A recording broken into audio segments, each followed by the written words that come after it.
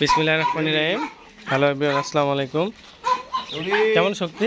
Heavy শক্তি, heavy. তো আমরা এই থিওরিকে আজকে বিদায় দিব। থিওরিকে নিয়ে যাচ্ছেন এই দুইজন বড় ভাই আসছেন। তো এই বড় ভাই নিচ্ছেন। ভাই কেমন আছেন?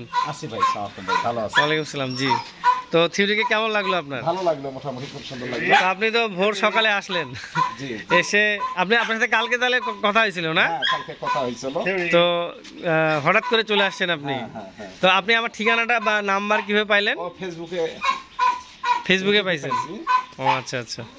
তো আপনারা কি রওনা দিয়েছেন কখন? আমরা রওনা দিছি ভোর 4টায় মোটরসাইকেলে। আসতে কতক্ষণ লাগলো? এই তো প্রায় মনে করেন ঘন্টা। এদিকে একটু দেখে বল। 2 ঘন্টা মতো লাগছে। ও আচ্ছা, সকালবেলা। আচ্ছা আচ্ছা। তো 7টা-8টার দিকে উনি আসছে ওনারা। তো অনেকক্ষণ থেকে ওনাদের সাথে কথাবার্তা বলতেছি।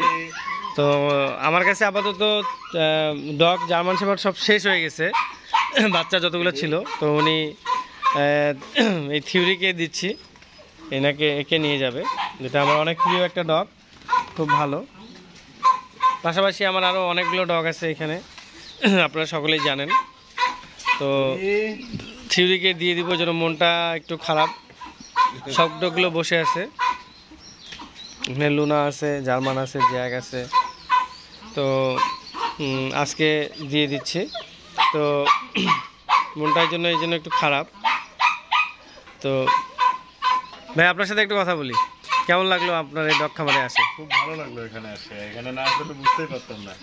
তো আপনি এগুলো কিন্তু বর্তমান এগুলো দেখে এখন আর কি ইচ্ছা জাগতেছে যে আমরাও একটা খামার লাগাই। ও আচ্ছা আচ্ছা। ভালো লাগলো।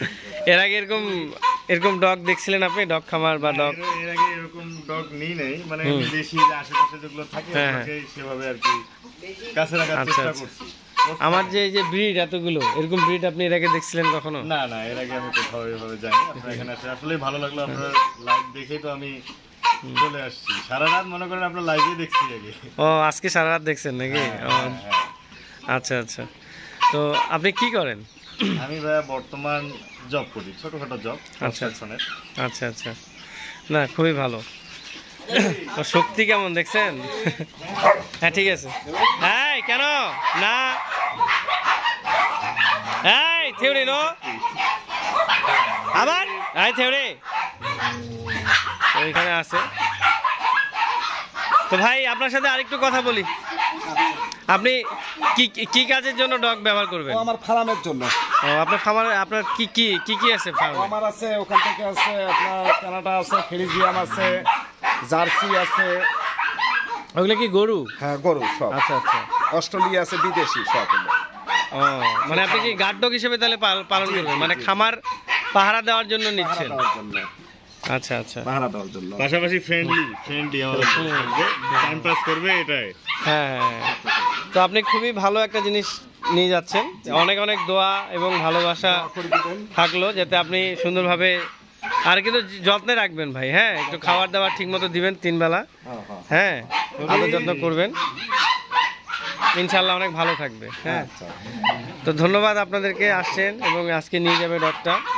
তো আমিও অনেক আদর করে দিই। হ্যাঁ থিওরি, এটা কিন্তু ট্রেনিং প্রাপ্ত। হ্যাঁ, আপনার সব ধরনের কথা শুনে মোটামুটি আপনি নিয়ে গিয়ে মনে করেন যে আপনার মতো করে গড়ে তুলবেন, যে আপনি সবগুলোকে পরিচয় করে দিবেন আপনার খামারের। মনে করেন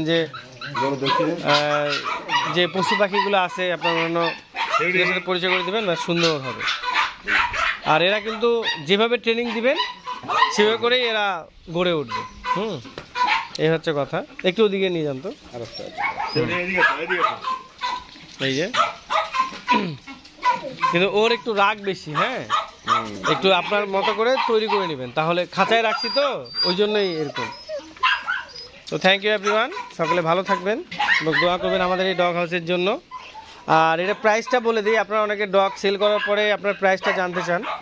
তো এই ডগটা দিলাম আপনার 55,000 টাকা দিয়ে। আপনারা অনেকে প্রাইসটা জানতে চান, এই জন্য প্রাইসটা আগেই বলে দিলাম। পরে বলেন যে কত টাকা দিয়ে সেল করছেন, কি করছেন না করছেন। এটা হচ্ছে original blood line German shepherd. তো ওই ভাই আমরা এটা অনেক শখ করে নিছে ওনার খামারের জন্য। অনেক গরু ছাগল অনেক কিছু আছে, তো সেগুলো পাহারা দেওয়ার জন্য নিল। এটা হচ্ছে ভেরি বিগ সাইজ, আর এটা আরও বড় হবে, এখনও সে ছোট আছে, তো তার যত্ন করতে হবে ঠিক মতো। পশু পাখি পালন করলে অবশ্যই তাদের যত্ন নেওয়াটা ইম্পর্টেন্ট একটা বিষয়। তো থ্যাংক ইউ সো মাচ, আজকে এখানে শেষ করলাম। আল্লাহ হাফেজ, আসসালামু আলাইকুম।